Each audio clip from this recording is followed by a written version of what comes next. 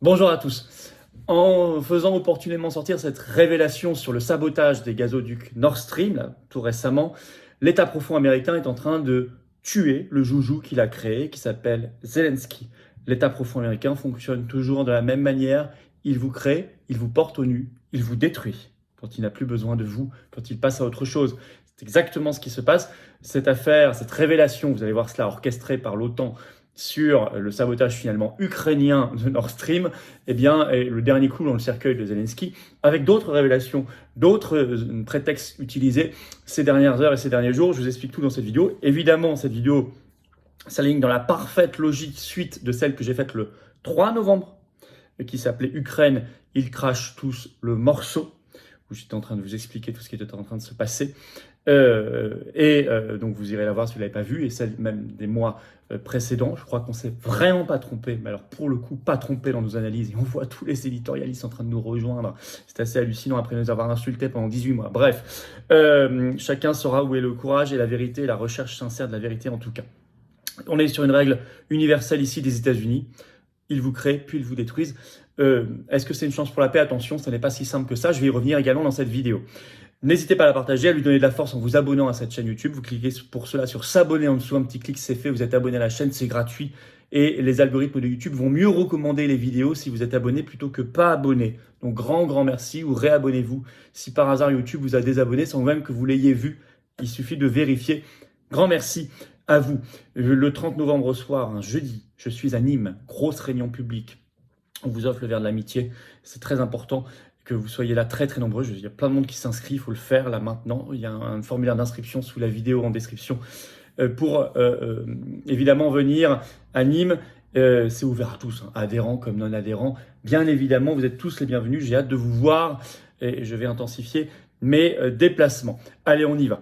Alors, le joujou Zelensky est en train d'être broyé, cassé, tué par celui qui l'avait minutieusement monté année après année. Mais bon, n'ont-ils jamais fait autre chose dans l'histoire, en tout cas l'histoire récente des États-Unis?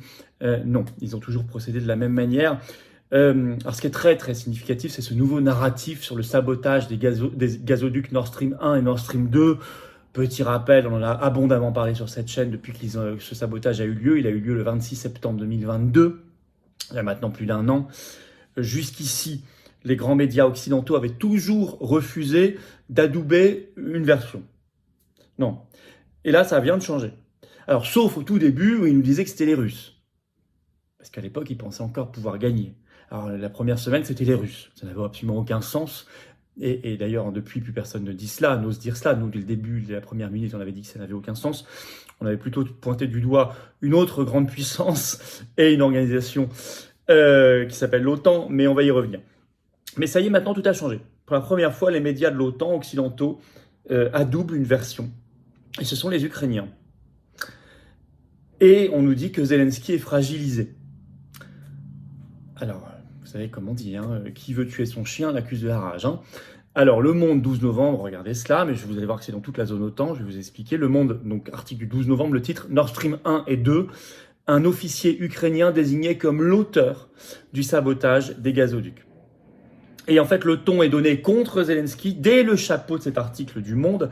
Je vais vous lire ce chapeau. Écoutez bien. Le colonel Chervinsky aurait dirigé l'équipe qui a fait exploser en septembre 2022 les deux pipelines en mer Baltique selon une enquête conjointe du Spiegel et du Washington Post. L'intéressé dément, ce qui pourrait devenir une affaire embarrassante pour Volodymyr Zelensky. Dès le chapeau de l'article, son nom est balancé. Alors, c'est une enquête, vous l'avez vu, par un journal allemand Spiegel et américain Washington Post. Donc, on est vraiment dans le cœur de la zone OTAN. Enquête conjointe, en fait, publiée le 11 novembre. Et donc, il désigne Roman Chervinsky, donc un haut officier ukrainien. Lui a répondu que c'était, je cite, des accusations sans fondement. Et même si on nous dit dans le cours de l'enquête que Zelensky n'était pas au courant, ce qui peut paraître étrange, il est quand même mis en état d'accusation et de faiblesse par cette enquête. Je vous lis un autre extrait du Monde pour que vous le compreniez bien, si elle le dédouane de la responsabilité de l'opération.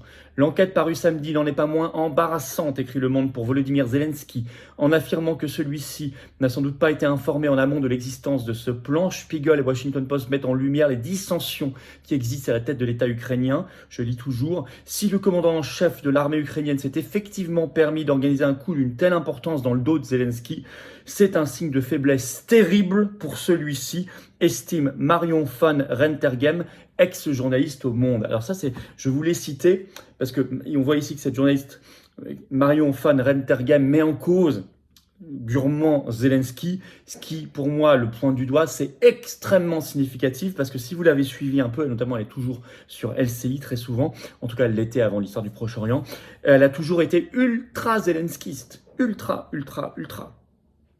Elle a toujours, en tout cas, déroulé le narratif de l'OTAN systématiquement. Donc là, je crois qu'elle le déroule toujours. Mais ça s'est retourné contre Zelensky. Donc ça, c'est pour moi extrêmement intéressant. Alors, c'est repris tel quel partout. Presse allemande, on l'a vu, même à l'origine, Spiegel, presse américaine, on l'a vu aussi, presse française, c'est repris partout. France Info le 12 novembre, c'est pas exhaustif, hein. L'Express 12 novembre, Les Échos 13 novembre, RFI même, article du 12 novembre, sans conditionnel. Le titre de RFI, c'est un officier ukrainien a joué un rôle clé dans le sabotage des gazoducs Nord Stream. A joué, c'est même pas aurait. Hein. Donc c'est RFI. Ça y est, c'est fait. Alors que,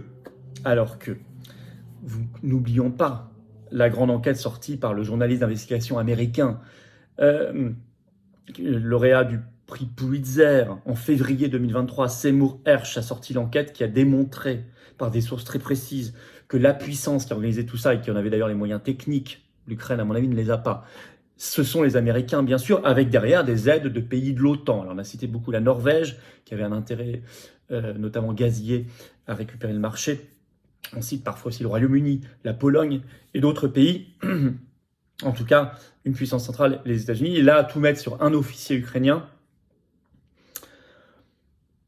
Mais moi, personnellement, sur le fond, je m'en fiche. Mais j'ai pas de tendresse particulière pour cet officier ukrainien que je ne connais pas. Mais simplement, ça me paraît tellement gros et visible que c'est une opération anti-Zelensky qu'il faut quand même qu'on l'analyse ici. D'autant que la presse continue par ailleurs, c'est vraiment le supplice qu'elle fait vivre maintenant à Zelensky après l'avoir encensé. Elle met toujours l'accent sur l'échec maintenant qu'elle reconnaît, enfin, de la contre-offensive ukrainienne. Par exemple, journal belge, je fais tous les pays exprès de l'OTAN pour que vous voyez que c'est général. RTBF, ça c'est même les grands médias belges, 12 novembre, échec de la contre-offensive, par manque d'hommes, l'armée ukrainienne contrainte de recruter des mercenaires, et notamment on explique qu'elle recrute des combattants syriens, donc même maintenant on la met en accusation. Et dans cet article, cette enquête, ils disent qu'ils font finalement comme l'armée russe. Tout le monde dans le même sac. C'est pas ce qu'on lisait il y a encore 3 mois. Mais il y a un autre prétexte qui est utilisé. Le fait que Zelensky annule l'élection présidentielle ukrainienne de 2024. Et ça, aux États-Unis, ça lui coûte cher. L'affaiblissement par l'annulation de l'élection présidentielle. En effet, ce 6 novembre, dans son allocution journalière, Zelensky annonce qu'il annule l'élection présidentielle qui était prévue en Ukraine en mars 2024. Je le cite, « Ce n'est pas le moment pour des élections. L'heure est à la défense, à la bataille et non à la farce, que seule la Russie attend de l'Ukraine. » Donc il compare une élection présidentielle à une farce. C'est peut-être pas faux d'ailleurs. Normalement, elle était prévue en mars 2024. Déjà, il a annulé les législatives ukrainiennes qui étaient prévues en octobre dernier, là en octobre 2023.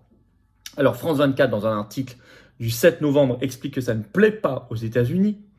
Le titre, je vous lis un extrait. La situation actuelle place toutefois Kiev devant un dilemme. Ses alliés occidentaux, notamment les États-Unis, écrit France 24, pressant l'Ukraine d'organiser des scrutins démocratiques. Et ces critiques, en effet, on voit bien que cette affaire d'annulation de l'élection présidentielle se déchaîne. Les critiques se déchaînent aux États-Unis contre Zelensky. C'est vraiment utilisé comme prétexte. Par exemple, Fox News le 10 novembre, mais vous trouvez dans toute la presse américaine, la seule chose que Zelensky, le titre, devrait faire pour prouver que l'Ukraine mérite plus de financement. Et on nous explique, je cite, au milieu de la défense de la démocratie, le gouvernement ukrainien semble avoir oublié un de ses principes centraux, la tenue d'élections. Et Zelensky précise que, je cite, les arguments de Zelensky pour annuler sont absurdes. Je cite toujours, si un pays peut accueillir des festivals de cinéma internationaux, alors il peut bien organiser des élections nationales. Zelensky taclé en règle. C'est évidemment un prétexte pour le bâcher puis le lâcher. D'autant que On nous explique maintenant, c'est même dans le titre de l'article, qu'il n'aura pas d'aide financière s'il n'organise pas les élections. Or, il n'organisera pas les élections. Parce que s'il les organise, il les perd. Il y a tellement maintenant de dissensions et de remises en cause et de polémiques en Ukraine qu'il les perd. Donc, ils l'ont mis dans un piège. Et s'il n'a pas d'aide financière, sa guerre est foutue très vite. Déjà qu'elle est très très mal en point. Donc vous voyez comme ils sont pervers. Et ça, Zelensky aurait dû s'en douter dès le début. Il s'est pris au jeu, il s'est pris vraiment pour la star, le nouveau Churchill comme on disait. Monter les marches des festivals dans le monde entier, apparaître en écran géant dans tous les cénacles du monde. Et aujourd'hui c'est fini. Oui, l'État profond fonctionne toujours ainsi. Et il fonctionnera toujours ainsi tant qu'il existera. Aujourd'hui, le théâtre d'action et d'attention médiatique et politique s'est déplacé au Proche-Orient. Mais attention, ça ne veut pas dire, ceci dit, que le narratif par rapport à la très grande méchante Russie est terminé. Bien sûr que non. Ils ont besoin de cet ennemi et ils ont besoin de couper le lien entre les pays européens et la Russie pour des raisons économiques, industrielles, énergétiques, politiques et stratégiques. Le plan OTAN 2030 signé à Bruxelles en juin 2021 qui désigne la Chine et la Russie comme ennemis mondiaux est toujours d'actualité, donc attention. Mais ceci dit, la neutralisation de Zelensky, pantin agité, guerrier, de plus en plus embarqué, comme le disent ses conseillers, dans une dérive folle, style bunker, est plutôt une chance pour la paix. Ce serait le moment d'intervenir là. La France, si elle voulait avoir une voie forte de paix, pourrait intervenir comme puissance intermédiaire, profitant de cet affaiblissement pour forcer à des négociations de paix, parce que c'est ça qu'il faut obtenir, des négociations de paix, arrêter de sacrifier la moindre vie ukrainienne, russe et d'autres. En tout cas, faites partager cette vidéo, elle montre les manipulations profondes de l'État profond, et ça suffit cette affaire. Et ça suffit. Voilà. Soit là au Proche-Orient et ailleurs, ça suffit.